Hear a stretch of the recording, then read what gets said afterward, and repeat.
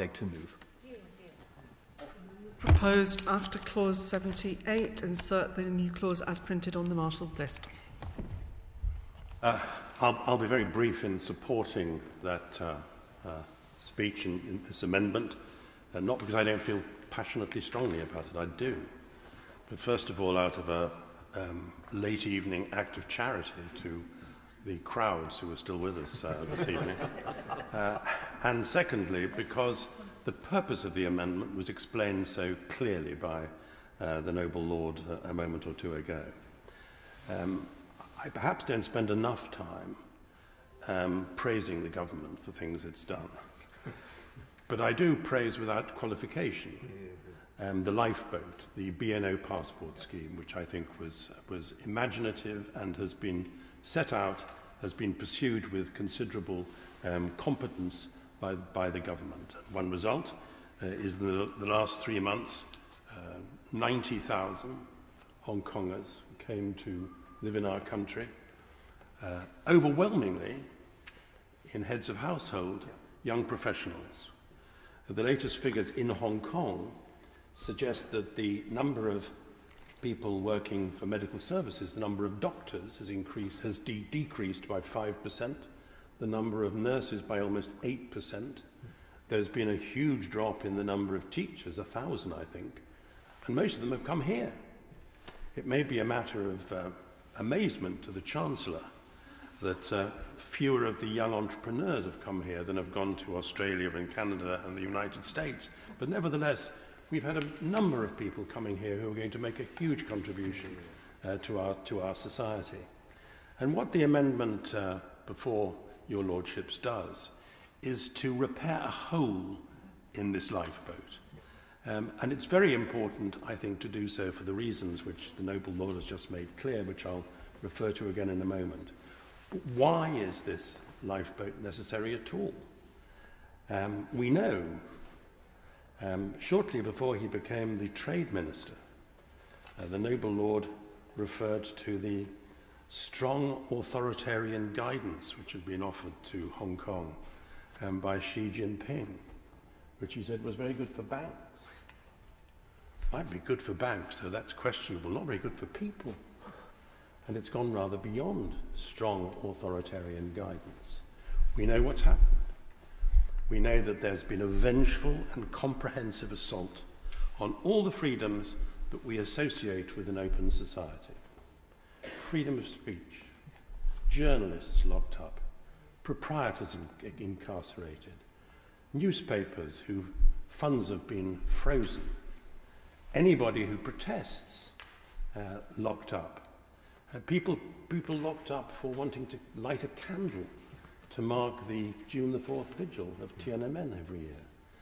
The Pillar of Shame, as it was called, in Hong Kong University, reminding people of the 4th of June, taken down at dead of night. So as William Hague, as the Noble Lord, Lord Hague, pointed out in the article which the Noble Lord has just referred to, as he wrote in the Times earlier this week, there has been an absolutely comprehensive assault on all the freedoms that Hong Kong was promised it would continue to exercise for 50 years after 1997. My main critic when I was the last colonial oppressor was a very distinguished diplomat, Percy Craddock, who used to say that he was happy to be quoted. He used to say of the leadership in Beijing, they may be thuggish dictators, he would say, but they're men of their word. Well, we know that at least one of those things is correct. And I think it is a terrible mark of, well, it's a terrible example of the problem we have faced today, that China has behaved in relation to Hong Kong, or rather the Chinese Communist Party has behaved in relation to Hong Kong, in a way which confirms the fact that it can't be trusted to keep its word in international affairs. And that's something I think we have to think about when we're working out how to share this planet with China. 50 years, almost to the day, since President Nixon went to Beijing to see Mao. So I think this amendment is extremely important. The noble lord pointed out that 93% of those who've been arrested for protest-related offences are between 18 and 24. They're young people. They're young people whose lives will be blighted. And we do want, with this amendment, which has been circumscribed in sensible ways, as the noble lord pointed out, to take account of criticisms in another place, we do want to try to give those people the chance, like their parents, those who were born after 1997, give them the chance of coming and living in this country and contributing in this country. As the noble lord said, it's an amendment which was supported by, right across the House in another place, by both wings of the party, the Conservative Party. I'm not quite sure what exactly the flying object it is that it supports just at the moment, but both wings support it. Extraordinary. Nobody else can manage that, but this amendment has managed that.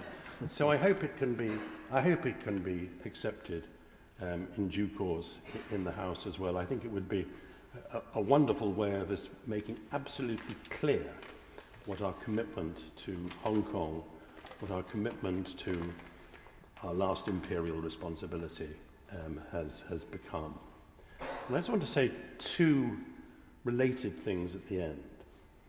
First of all, every one of my successors as chief executive in Hong Kong either had a foreign passport or had members of their family with foreign passports. Everyone.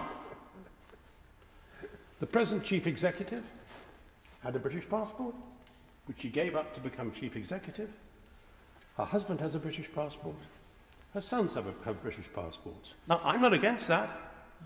I hope they'll enjoy the liberties and freedoms which come with being a British citizen with that passport. But what is, of course, a rather unhappy paradox is the people at the moment, the Quislings, including members of the police force, doing the persecuting, have British passports, and the ones who are being persecuted, the ones who are being locked up, don't. And I think we should address that rather unhappy imbalance in due course. And the last thing I just want to say, somebody who many of you will have read and some of you will have known. I went to the memorial service today of a very fine American scholar of China, observer and Guardian journalist, Jonathan Mirsky. Somebody who wrote about China for years, somebody who, for whom I think a defining moment was being beaten up while he was trying to follow what was happening in Tiananmen Square in 1989, who was covered in the blood of a young man, a young student who was shot standing next to him. And a great thing about Mirsky, who could be extraordinarily tiresome, very, very awkward. But at the roots, at the heart of his journalism, was an understanding of the difference between what is right and what is wrong, what is wicked, what is evil. I think what we're seeing from President Putin at the moment is wrong, it's wicked. I think what we've seen in Xinjiang is wicked. I think what we've seen in Tibet is wicked. I think what is happening in Hong Kong, the destruction of a free city, one of the great free cities in the world, I think that's wrong, and we should say it's wrong. And whenever we have an opportunity of doing anything about it, we should take it. Yeah. My lords, the